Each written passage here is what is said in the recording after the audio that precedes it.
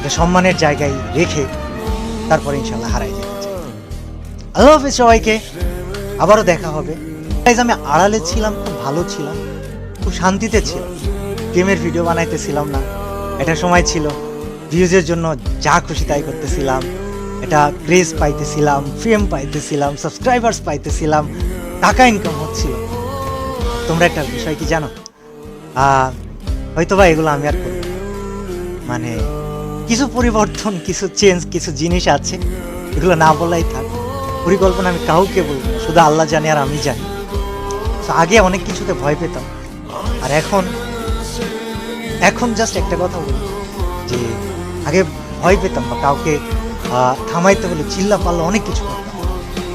এখন সবচেয়ে ধীর স্থিরভাবে, সবচেয়ে নরম কণ্ঠে, সবচাইতে ইফেক্টিভ কাজগুলা করে দেখাইতে চাই। আমার জন্য দোয়া করো, আমার সাথে থাইকো। আর বিশাল অ্যামাউন্ট অফ মানুষ আমাকে প্রশ্ন করতেছে, কল দিতেছে যে ভাই আপনার চ্যানেলের 1800 ভিডিও কোথায় গেল? ওয়েল, কোথায় গেল কি হলো তোমাদেরকে বলবো না, তবে বিষয় হচ্ছে যে একটা পরিকল্পনা ছিল, আছে।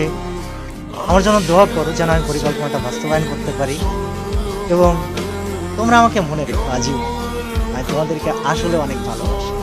কি করতেছেন আপনি হ্যান ত্যান সাথে, তবে আমি ফ্রি ফায়ারকে এটা সম্মানের জায়গায় রেখে তারপরে ইনশাল্লাহ হারাই যেতে চাই। আল্লাহ হাফেজ সবাইকে, আবারও দেখা হবে। কিন্তু তোমরা আমার ভিডিও পেলে সবার কাছে